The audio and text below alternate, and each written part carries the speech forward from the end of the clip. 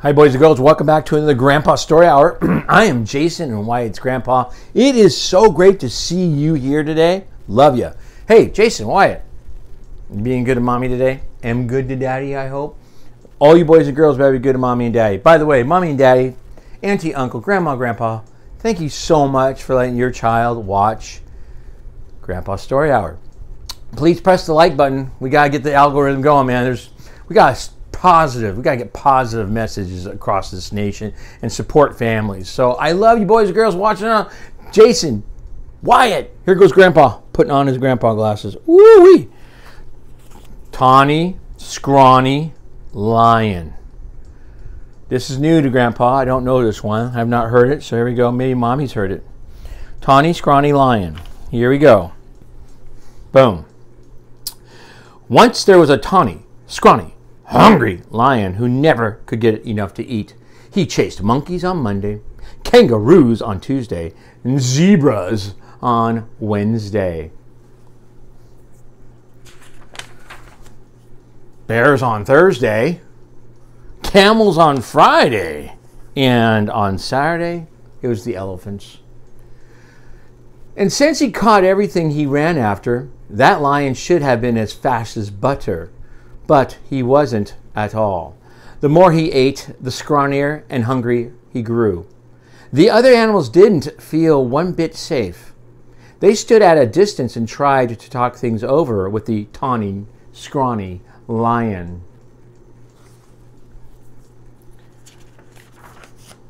"It's all your fault for running away," he grumbled. "If I didn't have to run for every single bite I get, I'd be fat as butter and sleek as satin. Then I wouldn't have to eat so much, and you'd last longer." Just then, a fat little rabbit came hopping through the forest, picking berries. All the big animals looked at him and grinned slyly. "Rabbit," they said. "Oh, you lucky rabbit. We appoint you to talk things over with the lion." That made the little rabbit feel proud.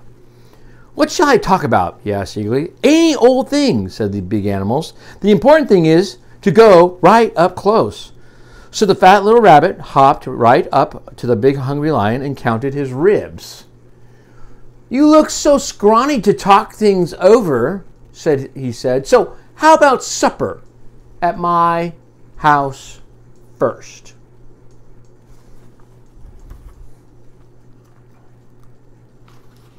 Doing a good job. "What's for supper?" asked the lion. The little rabbit said, "Carrot stew." That sounded awful to the lion, but the little rabbit said, "Yes, sir, my 5 fat sisters and 4 fat brothers are making a delicious big carrot stew right now."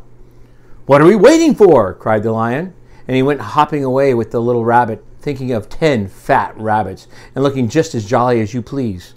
"Well," grinned all the big animals, "that should take care of Tawny, Scrawny for today." Before very long, the lion began to wonder if they would ever get to the rabbit's house.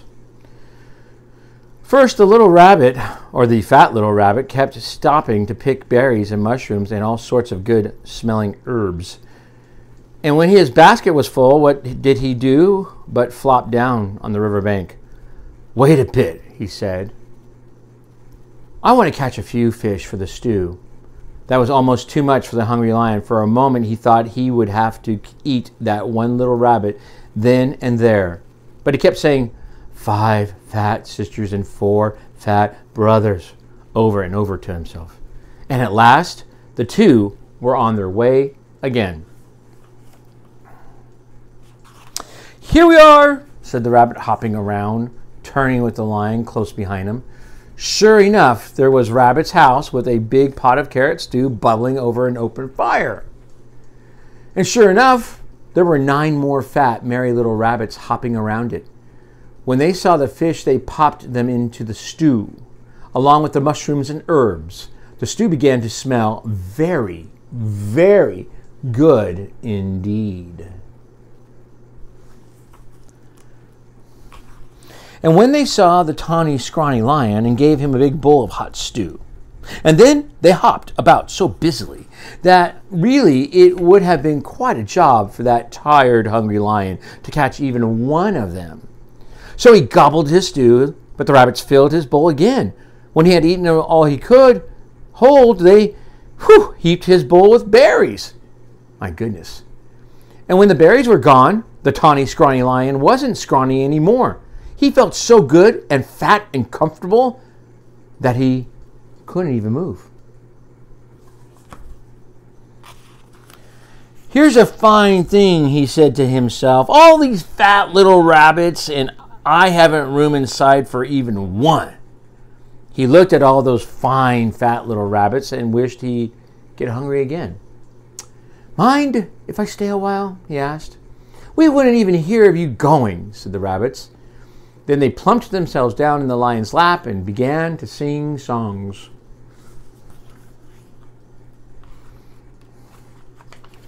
And somehow, even when it was time to say goodnight, the lion wasn't one bit hungry.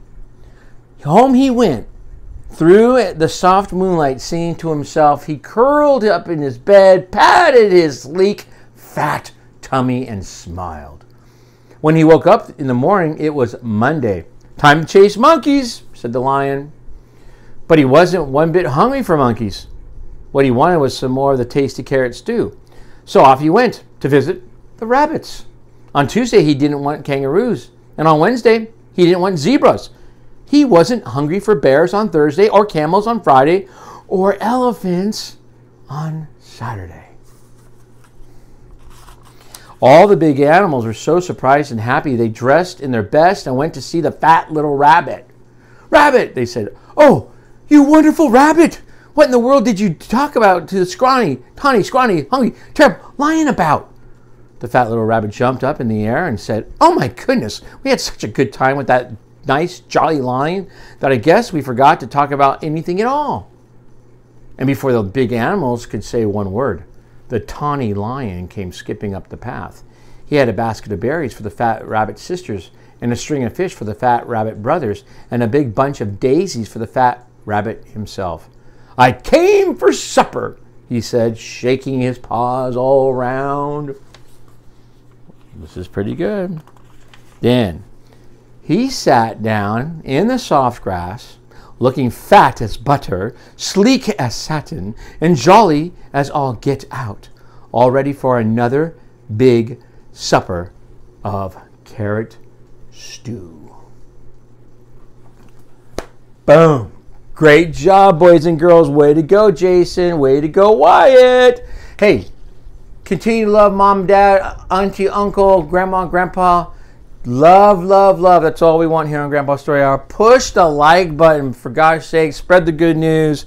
Come next week for another story, man. God bless, and I love you. Toodles.